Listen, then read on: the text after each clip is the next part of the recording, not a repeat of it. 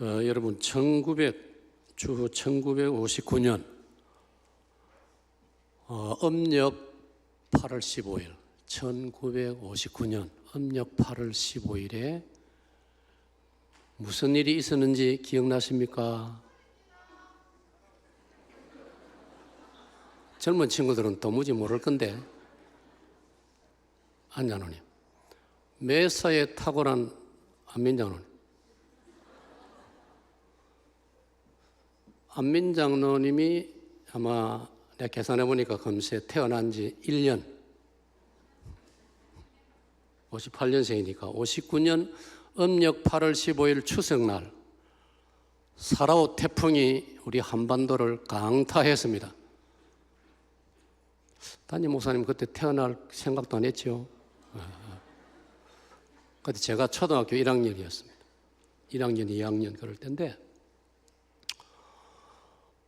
무려 849명이 사망했습니다. 열 이틀 동안 태풍이 한반도를 강타했습니다. 저도 그날의 그 추억이 선명하게 떠오릅니다. 그때 이런 일이 있었습니다. 하단에서, 우리 낙동강 하단에서 다대포, 낙동강 하류, 그리고 다대포에서 남해 바다와 만나거든요. 하단에서 다대포 사이에 낙동강 마지막 하류에 섬이 하나 있습니다. 그 섬 이름이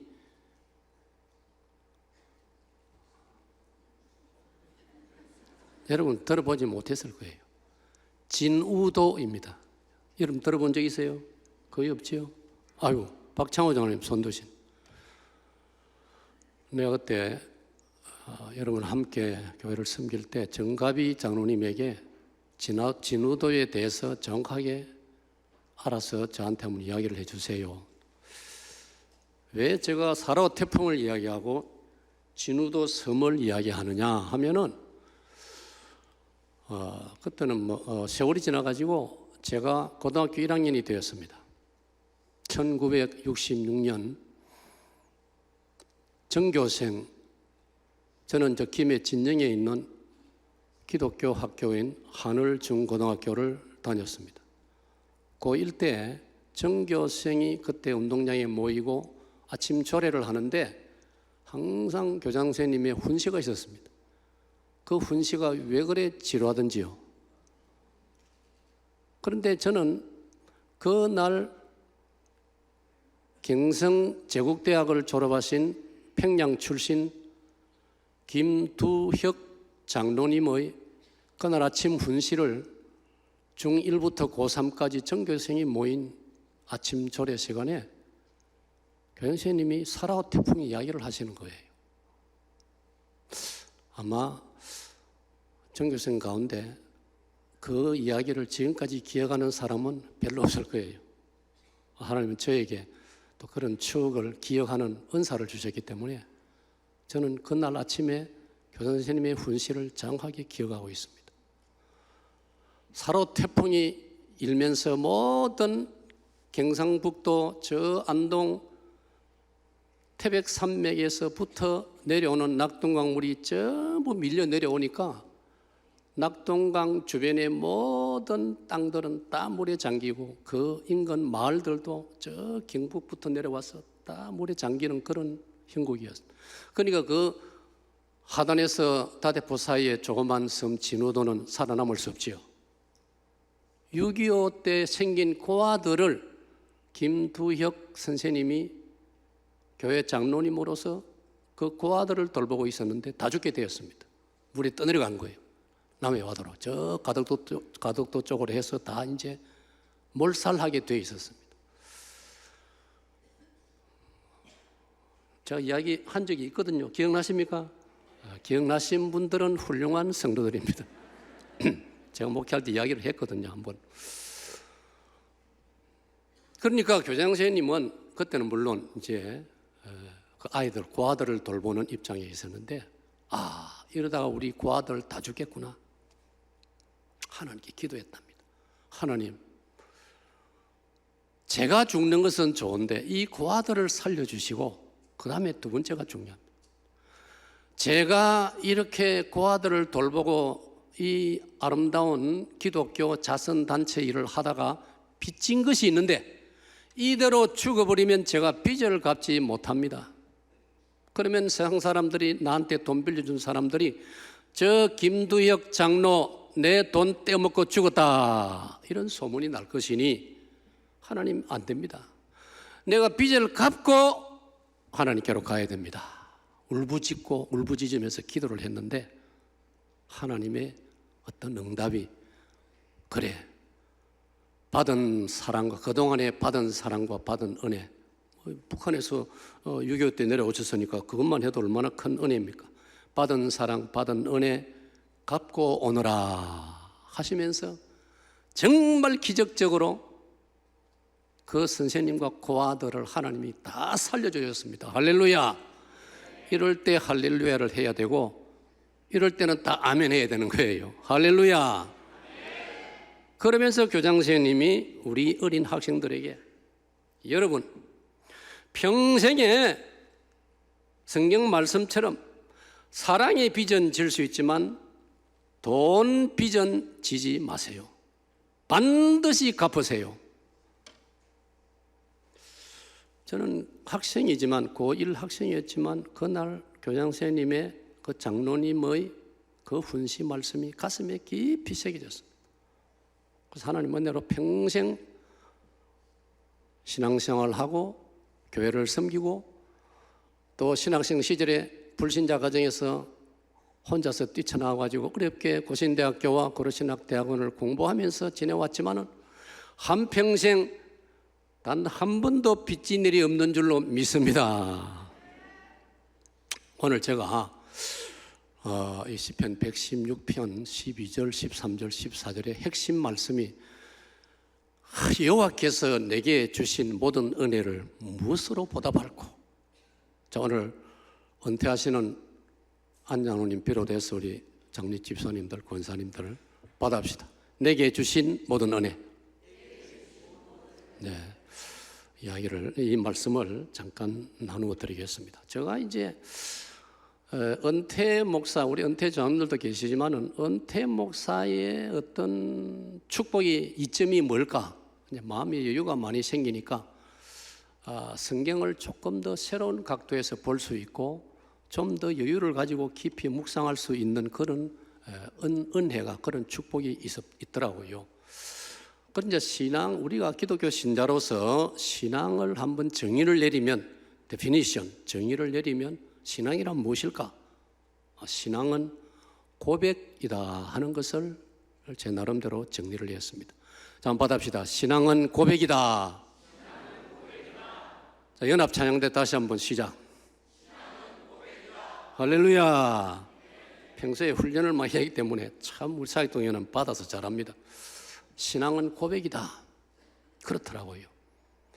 우리의 신앙이 뭡니까? 우리가 예배 시간에 사도신경을 고백하고 십계명을 고백하고 주기도문을 또 함께 목소리 모아서 고백을 하고, 신앙은 고백이더라. 하나님께서 고백을 참 좋아하셔요. 하나님께서는 우리가 하나님이 여호와시고 살아계시고 한 분뿐이신 하나님이시라고 우리가 고백을 하고 이걸 암송을 하고 이걸 찬양을 할 때 하나님은 너무나 기뻐하신다는 사실을 믿으시기 바랍니다. 여러분, 우리가 어릴 때 그런 경험도 했고 또 이제 우리가 부모가 되어서 우리가 아이들 보고 그러지 않아요? 엄마가 아이를 보고 애야, 엄마를 사랑하니? 안 묻습니까? 엄마가 얼마만큼 좋아? 묻거든요. 그 엄마가 몰라서 묻는 것 아니지 않습니까? 그 아이의 입으로 고백하는 것을 너무나 기뻐하는 것이 부모의 마음이란 말이에요. 그렇더라고요. 남자 간의 사랑도 고백이 있어야 뭔가 역사가 이루어지지, 속으로만 아무리 해봤자 그건 아무 능력이, 효과가 없는 것입니다. 그래서 혹시 오늘도 사기동교회 노총각들이 있으면 더 이상 머뭇거리지 말고 기도하는 중에 마음에 드는 교수가 같은 청년 안에 있으면 용감하게 대시하기를 바랍니다. 그러면 여성들은 흔들린단 말이에요. 여러분 볼 때는 저 여성이 까칠해 보이고 뭐 그래 보여도 안 그래요. 여성은 본능적으로, 나는 여자는 아니지만은 총각이 고백에 오기를 기다리고 있는 거예요. 총각들 알았어요? 어이구 이거 누군지는 모르지만 하여튼 하나님께서도 우리의 고백을 받기를 기뻐하시는 거예요. 성경을 보세요. 예수님께서 어느 날 마태 16장 13절에서부터 가이사라 빌립보에서 조금 한가한 시간을 이용해 가지고 저들을 둘러 앉혀놓고 예수님께서 이렇게 물었지 않습니까? 얘들아, 사람들이 나를 누구라 하더냐? 예수님을 가리켜 사람들이 예레미야라고도 하고 엘리야가 다시 살아왔다고도 합디다. 너희들은 나를 누구라 하느냐? 그때 베드로가 아마 그럴 때 점수를 많이 딴 것 같아요. 다른 제자들도 마음에는 뭔가 있었는데 선뜻 대답을 좀 머뭇거리는 스타일인데 베드로는 또 성격이 거침없는 사나이 아닙니까? 주는 그리스도시요 살아계신 하나님의 아들이십니다. 할렐루야. 그렇게 마태 16장 16절에 고백을 했더니 주님께서 얼마나 흡족해 하셨는지 17절에서 바요나 시몬아 네가 복이 있도다. 이를 네게 알게 한 이는 내 혈육이 아니요 하늘에 계신 내 아버지시니라. 여러분, 저는 성경을 읽어보니까 예수님이 가장 기분 좋았을 때가 그때라고요. 예수님은 고백받기를 기뻐하시는 그뿐입니까? 그뿐입니까? 요한복음 9장을 읽어보면은 날 때부터 소경되었던 청년을 예수님께서 고쳐주셨지요. 고쳐주시고 난 다음에 예수님이 그 청년에게 묻습니다. 네가 나를 믿느냐? 그 청년이 예수님 믿기 때문에 예수님 말씀대로 순종을 다하고 실로암 못에 가서 씻고 오고 다 했지 않습니까? 그런데 예수님은 다시 물으시는 거예요. 네가 나를 믿느냐? 그럴 때 이 청년이 주여 제가 믿나이다 씩씩하게 고백을 했습니다. 주님이 정말 기뻐하셨습니다. 요한복음 21장으로 넘어가면 부활하신 예수님이 3년 동안 제자들과 같이 계셨고, 조금 전에 제가 언급한 대로 마태 16장 가이사라 빌립보에서 예수님을 향하여 정확한 신앙 고백을 했음에도 불구하고 다시 요한복음 21장 15절에서 우리 주님께서 사랑하는 제자 베드로를 보고 바요나 시몬아, 요한의 아들 시몬아, 네가 나를 사랑하느냐 물었지 않습니까, 여러분? 주님은 베드로가 주님을 사랑하는 거 너무나 잘 알고 계시지요. 베드로가 그렇게 말했지 않습니까? 두 번째 물으셨을 때 주여 제가 주님을 사랑하는 줄을 주께서 아시지 않습니까? 어찌 보면 아시면서 왜 물으십니까? 라고 여쭤볼 수도 있는 상황이었습니다. 그런데 예수님이 굳이 그렇게 세 번이나 다그쳐서 베드로에게 네가 나를 사랑하느냐라고 물으시는 것은 베드로의 입을 통하여 제가 주님을 사랑합니다. 제가 주님의 교회를 사랑합니다. 제가 주님의 양떼를 사랑합니다. 그 고백을 베드로의 입으로부터 주님은 들으시고 받으시는 것을 기뻐하셨기 때문에 그렇게 하신 것입니다. 할렐루야. 그러므로 오늘 우리 사역동교회 성도 여러분, 우리들도 고백을 잘하는 신앙인들이 되시기를 축복합니다. 때로는 개인적으로 묵상기도 할 수도 있지만 때로는 합심하여 소리를 내어서 주님 앞에 고백으로 기도를 드리고, 오늘처럼 찬양을, 오늘 보니까 찬양을 나는 설교자로서 빨리 시작 안 하나 속으로 그런 생각을 하는데 계속 찬양을, 근데 사실은 그거나 이거나 다 하나님 앞에 올려드리는 고백이기 때문에 좋은 거예요. 찬양으로 고백을 드리고, 우리 하나님은 고백을 기뻐하시는 줄로 믿으시기를 바랍니다. 왜 하나님이 이 고백을 그렇게 좋아하시느냐? 우리가 이 신앙을 고백신앙으로 신앙생활을 하면은 하나님과의 교제가 깊어집니다. 하나님과의 교제가 깊어집니다. 여러분, 사람도 그렇지 않습니까? 만나서 대화를 많이 하고 이야기를 많이 하면은 서로를 이해할 수 있고 서로의 관계가 우정이 또는 사랑이 깊어지는 것이에요. 우리가 고백을 잘하는 신앙인으로 살아가면 하나님과의 이 영적인 관계가, 하나님이 우리 아버지시고 우리가 하나님의 자녀라는 이 관계가 놀랍게 깊어지는 줄로 믿으시기를 바랍니다. 그래서 김 목사는 은퇴를 했지만은 지금도 제 자신의 영적인 어떤 은혜를 유지하기 위해서, 하나님과의 교제를 계속 두터이 하기 위해서 지금도 열심히 새벽 기도를 힘쓰고 있는 것입니다. 왜? 정말 하나님과의 교제가 깊어지기 위해서 예배당에 나가서 주님 앞에 고백하는, 기도로 고백하는 그 시간이 참 행복하기 때문에. 왜 하나님은 고백을 그렇게, 고백적인 신앙을 좋아하실까요? 우리가 하나님 앞에 우리의 신앙을 고백적으로 신앙생활을 잘하면 나의 믿음이 깊어지기, 나의 믿음이 아주 잘 성장해지고 든든해지기 때문입니다. 그러므로 여러분, 고백을 잘하는 신앙인으로 살아가시기를 축복합니다. 축복합니다. 여러분, 옛날에 우리가 자랄 때 이런 말을 들었어요. 사람을 구해주면은 배은망덕을 하고, 참 슬픈 이야기예요. 사람을 구해주면, 사람을 도와주면 배은망덕을 하고, 우리 그리스도인은 그러면 안 되겠지요. 그런데 전설적으로 그런 이야기가 있지 않습니까? 사람을 도와주면 배은망덕을 하고, 짐승을 구해주면 뭐 한다고요? 은혜를 갚는다는 말이 있어요. 참 어떤 면에서는 우리가 인간으로 자존심 상하는 말이지만 어떤 경우에는 그 말이 일리가 있더라고요. 여러분, 금년 8월 21일은 월요일이었습니다. 8월 21일 날 미국의 콜로라도주의 로키 산맥에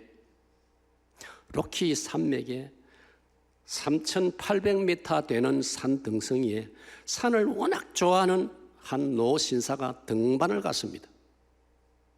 나이 70이나 되는 분인데 저도 70 넘었으니 별로 젊어 보이죠.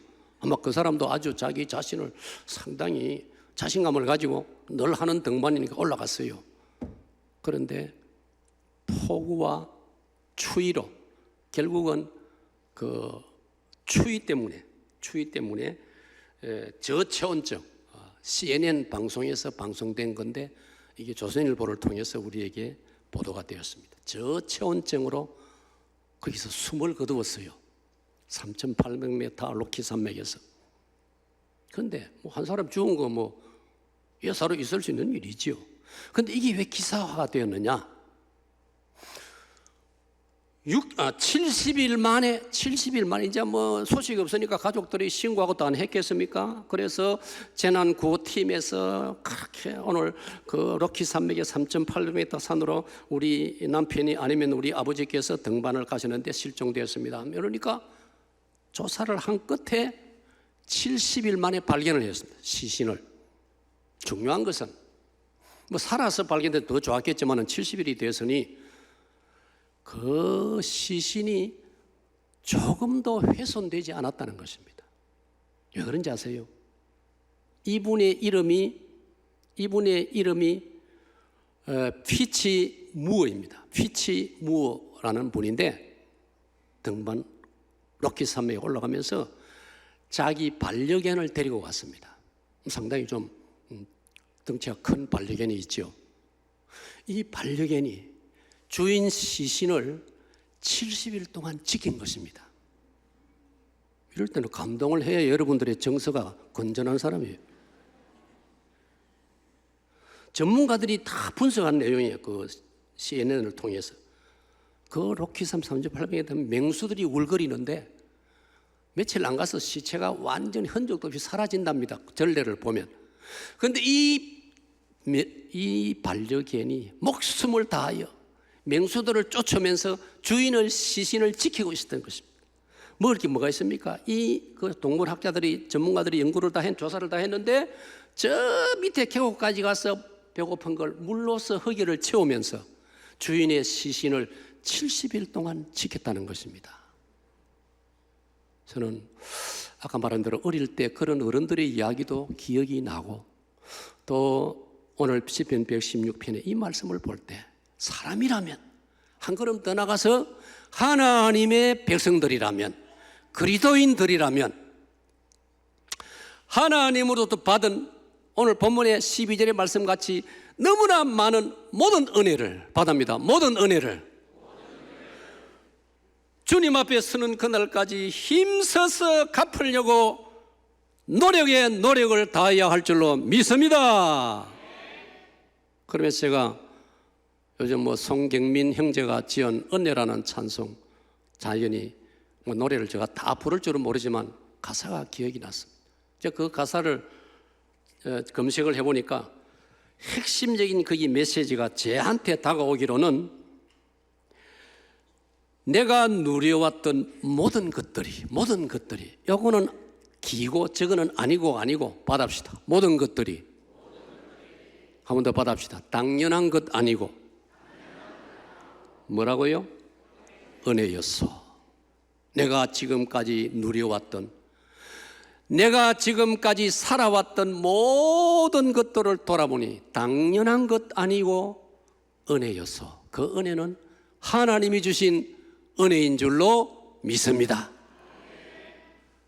비를 주시고 햇빛을 주시고 공기를 주시고 봄, 여름, 가을, 겨울을 주시고, 이 복잡하고 험한 땅에서 에베네셀, 사무엘상 7장 12절의 말씀같이 에베네셀, 오늘 여기까지 우리를 인도하신 하나님의 은혜, 할렐루야. 거기다가 우리를 주 예수 그리스도로 말미암아 예수 그리스도를 나의 구주로 고백하여 믿음으로 죄 용서받고 하나님의 자녀가 되고 천국 백성이 되어 영원한 생명을 누릴 수 있도록 해주신 하나님의 특별하신 은혜, 할렐루야. 받합시다. 자연 은혜, 일반 은혜, 특별 은혜. 이 모든 은혜를 생각할 때 어떻게 우리가 하나님 은혜를 갚지 않을 수가 있겠습니까? 이제부터, 지난날도 열심히 신앙생활 잘 하셨지만 이제부터는 부정적이고 소극적이고 불평, 불만, 짜증 이런 것은 완전히 다 제거해버리고 오로지 바랍니다.